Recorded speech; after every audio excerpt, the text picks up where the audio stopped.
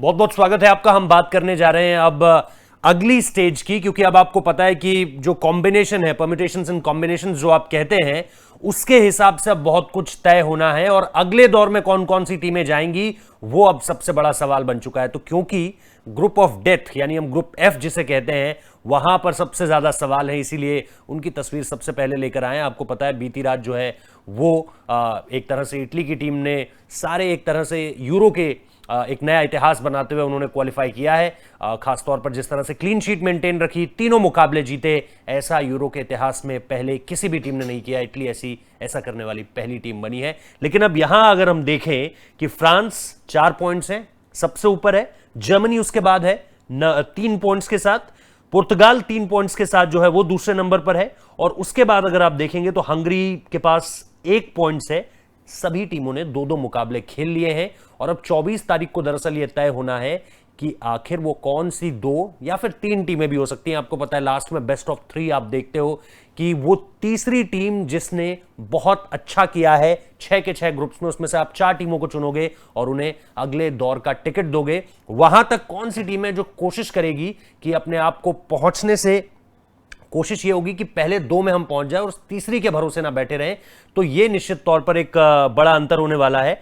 तो फ्रांस की टीम अगर मैं बात करूं तो 4 पॉइंट्स हैं इनके पास, और इनके लिए स्थिति क्या बनती है वो हम आपको बताएंगे, क्योंकि इनको जो बड़ा मुकाबला खेलना है वो पुर्तगाल के अगेंस्ट खेलना है। पुर्तगाल के अगेंस्ट जीत अगर मिलती है तो निश्चित तौर पर ये थ्रू कर जाएंगे, और वैसे भी इनकी जो पोजीशन है वो काफी ज्यादा स्ट्रांग है। लेकिन अगर आप ये देखें कि स्थिति कैसे बन रही है फ्रांस के लिए, तो मेरे पास जो यहां पर लिस्ट है, यही जो टैली है, इसके हिसाब से अगर मैं देखूं तो फ्रांस को अगर जीत मिलती है तो टॉप पर वो निश्चित तौर पर खत्म करेंगे। ड्रॉ होता है अगर पुर्तगाल के अगेंस्ट, तो फिर आप देखेंगे कि फर्स्ट और second place depending upon Germany और हंगरी के मैच में क्या होता है उसका भी इसमें असर पड़ेगा। और अगर पुर्तगाल के खिलाफ फ्रांस की टीम हार जाती है तो फिर आप देखेंगे कि सेकंड और थर्ड पोजीशन उनको मिलेगी। इसमें भी फिर यह डिपेंड करेगा कि जर्मनी और हंगरी के खिलाफ मुकाबले का नतीजा किसके फेवर में आता है। अगर हंगरी जीत जाती है तो भी फ्रांस को बहुत ज्यादा नुकसान नहीं होगा, लेकिन अगर पुर्तगाल जीत जाती है तो फिर आप स्थितियों को बदलता हुआ देखेंगे। अब हम जो है खास तौर पे क्योंकि फ्रांस की टीम का जिक्र कर रहे थे, तो निश्चित तौर पर अगर हम फ्रांस की टीम को एक बार आपको दिखाएं, उनकी तस्वीर को आपको दिखाएं, तो इन चेहरों पर अब बहुत ज्यादा दाव, एक तरह से उम्मीदें बहुत ज्यादा इन टीमों से। खास तौर पर जिस तरह से मिस किया था बेंजेमा ने पिछले मुकाबले में, आपको याद होगा। एम्बापे का गेम अच्छा जा रहा है, वो पासेस बहुत अच्छे निकाल रहे हैं, उनके रन्स बहुत अच्छे हैं, लेकिन इन सारी चीजों के बीच आपको देखना पड़ेगा कि आपको जीत मिल रही है या नहीं मिल रही है। इसके अलावा एनगोलो कांते हैं, पॉल पोग्बा हैं, कई सारे ऐसे नाम है। हालांकि डेम्बेले को लेकर के जो खबर आई है वो शायद आप लोगों को पता चली गई होगी कि वो जो है नी इंजरी की वजह से बाहर हो गए हैं। अब हम अगली टीम की तरफ चलते हैं। हमारी अगली तस्वीर जो है वो जर्मनी की टीम की है, और जर्मनी की टीम की तस्वीर सबसे पहले मैं आपको चाहूंगा कि आपको दिखाई जाए, और उसके बाद फिर हम टैली की बात करेंगे। तो ये है जर्मन टीम, और जर्मन टीम को लेकर ये बिखरी बिखरी सी तस्वीर मैंने इसीलिए निकाली, आप लोगों के सामने इसलिए रख रहा हूं क्योंकि जर्मनी की टीम खुद बहुत ज्यादा बिखरी हुई सी नजर आ रही है इस यूरो में अगर आप बात करें। और पिछले समय से भी हम कुछ ऐसा ही देख रहे हैं कि जर्मनी की टीम को वो कोऑर्डिनेशन नहीं मिल पा रहा है। वो नहीं मिला तो फिर इस टीम के लिए दिक्कत है, क्योंकि इस टीम को खेलना है हंगरी के खिलाफ मुकाबला। अब इनकी स्थिति पे आते हैं, और अगर हम पॉइंट्स टैली पर अब आए तो आप समझेंगे कि जर्मनी की टीम जो है वो 3 पॉइंट्स हासिल कर चुके हैं। 2 गेम उन्होंने खेले, 1 जीत उन्हें मिली है, 1 हार मिली है। और खासतौर पे ये जो उन्होंने हार जो उनकी आई थी, आपको पता है फ्रांस के अगेंस्ट आई थी, ड्रॉ एक भी नहीं है। गोल्स जो स्कोर हुए हैं वो गोल 4, मतलब कि उनके साथ जो आया है पक्ष में वो 4 उन्होंने लगाए हैं, अगेंस्ट उनके आए हैं 3, यानी डिफरेंस 1 का बनता है।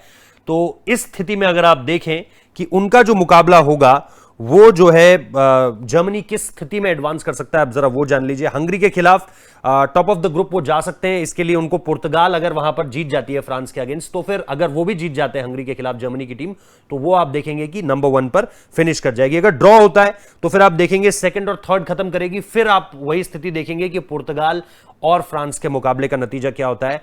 अगर हंगरी के खिलाफ हार मिलती है तो ये बहुत हद तक तय मानिए कि जर्मनी की टीम बाहर हो जाएगी लीग स्टेज से ही, और फिर आपको अगेन वही देखना पड़ेगा कि जर्मनी किस पोजीशन पर खत्म कर रही है, क्योंकि पुर्तगाल और फ्रांस, जैसा मैं कह रहा हूं कि उनकी भी आपको नतीजे पर जो है वो नजर रखनी पड़ेगी। अब हम अपनी अगली टीम की तरफ बढ़ते हैं। अगर हम पुर्तगाल की बात करें खास तौर पर, तो ये दरअसल आपको स्थिति बहुत दिलचस्प लगेगी, क्योंकि ये जो टीम है, इस टीम के पास निश्चित तौर पर क्रिस्टियानो रोनाल्डो से तो बहुत ज़्यादा उम्मीदें हैं ही, लेकिन इसके अलावा भी इस टीम के पास खिलाड़ी हैं, वो हम लगातार आपको बताते रहते हैं। खासतौर पे दो जो मुझे बहुत दिलचस्प लगते हैं, उसमें से एक ब्रूनो फर्नांडिस है और एक जो हम रूबेन डियास का नाम लेते हैं, उनका बहुत दिलचस्प परफॉर्मेंस है। पेपे का परफॉर्मेंस भी गिर नहीं रहा है, हालांकि उनकी उम्र जो है वो लगातार बढ़ रही है। तो ये सारी की सारी चीज़ें आपको देखनी पड़ेगी। अब अगर हम पुर्तगाल वाले टैली पर आएँ, अगर हम आपको टेबल दिखाएं, तो आप देखेंगे कि पुर्तगाल की टीम के 3 पॉइंट्स हैं। अगेन उन्होंने भी 2 गेम्स खेले हुए हैं और उनके खिलाफ जो बात अभी जा रही है कि वो हंगरी के खिलाफ तो जीत गए थे, आखिरी के समय में उन्होंने 3-0 लिया, लेकिन उनके अगेंस्ट जो गोल चले गए हैं, क्योंकि गोल अगेंस्ट देखिए उनके और हंगरी के बराबर बराबर है इस स्थिति में। अगर आप पॉइंट्स टैली में देखेंगे तो गोल जो अगेंस्ट पड़े हैं वो 4 पड़ गए, उसमें भी ओन गोल की दिक्कत आपको पता है कि 2 ओन गोल्स बीते मुकाबले में ही हमने देखे थे। हालांकि अच्छी बात यह है कि उन्होंने स्कोर भी, अगर आप देखें कि सबसे ज्यादा स्कोर किसने किया है इस पॉइंट्स टैली में, तो पुर्तगाल का नाम अगेंस्ट सबसे आगे, 3 गोल और 2 गोल, 3+2 के हिसाब से वो आगे बढ़ रहे हैं। और उसमें आप देखेंगे कि उनके नाम 5 गोल है। लेकिन स्थिति कहां बिगड़ जाती है कि उनका जो आखिरी मुकाबला है वो फ्रांस के खिलाफ है, जो इस टेबल में सबसे ऊपर की टीम है। और क्योंकि उन्होंने अपना पिछला मैच 1-1 ड्रॉ खेला था हंगरी के खिलाफ, तो वो जो हम कहते हैं ना कि भैया पूरे तरीके से तैयार होंगे कि अब हमें जीत ही चाहिए हर हाल में, क्योंकि अगर उन्हें जीत नहीं मिलती है तो ऐसा नहीं है कि वो बाहर हो जाएंगे, लेकिन अगर उन्हें जीत नहीं मिलती है तो फिर, और दूसरी तरफ अगर जर्मनी जीत कर आती है तो फिर उनकी स्थिति बेहतरीन हो जाएगी। तो फिर कहीं ना कहीं फ्रांस की टीम ये चाहेगी कि वो पुर्तगाल को हराए, लेकिन पुर्तगाल अगर उसका पूरा का पूरा जो रेस है उसकी जर्मनी के खिलाफ भी उसे देखना पड़ेगा कि जर्मनी वहां पर हंगरी के खिलाफ कैसा खेल रही है, क्योंकि अगर वो हारती है तो फिर स्थिति उसके लिए भी थोड़ी सी कहें कि भाई विकट हो जाएगी एक तरह से परिस्थितियां। और हंगरी के लिए मैं कहूं कि यार हंगरी के लिए स्थिति खराब इसलिए है क्योंकि एक ही पॉइंट है। ऑब्वियसली ग्रुप ऑफ डेथ में अगर आप देखें तो उनका जो है वो हाल बहुत ज़्यादा खराब इस वक्त पे नज़र आ रहा है, लेकिन क्योंकि उनके लिए भी दिक्कतें इसलिए ज़्यादा बढ़ जाती हैं। अगर हम हंगरी की टीम एक बार दिखाएं कि उनके लिए दिक्कत इसलिए बढ़ जाती है क्योंकि उनका जो आखिरी मुकाबला है वो जर्मन्स के साथ है, जो लग रहा है भाई कि बढ़िया खेल रहे हैं। फ्रांस के खिलाफ उन्होंने अच्छा खेला था, हार गए वो बात और है। इसके अलावा भी हमने देखा कि उनकी जो परफॉर्मेंस पुर्तगाल के अगेंस्ट आई वो भी उन्होंने जीत दर्ज करी वहां पर। लेकिन अब जैसा कि हमने कहा कि क्योंकि अगर वहां पुर्तगाल जीत जाती है और यहां जर्मनी हार जाती है तो फिर स्थिति विकट हो जाएगी, फिर आपको वो 3rd प्लेस के लिए बैठे रहना पड़ेगा बाकियों के परफॉर्मेंस के आधार पर भी। इसलिए इनको हराने की पुरजोर कोशिश रहेगी जर्मनी की। तो देखते हैं ये ग्रुप ऑफ डेथ जो हम कह रहे हैं, ग्रुप एफ का पूरा क्वालिफिकेशन एक तरह से अब आने वाले समय में क्या होगा वो देखना दिलचस्प होगा। फिलहाल इस तरह के वीडियोस आपके लिए और लाते रहेंगे। बहुत बहुत शुक्रिया इस वीडियो को देखने के लिए।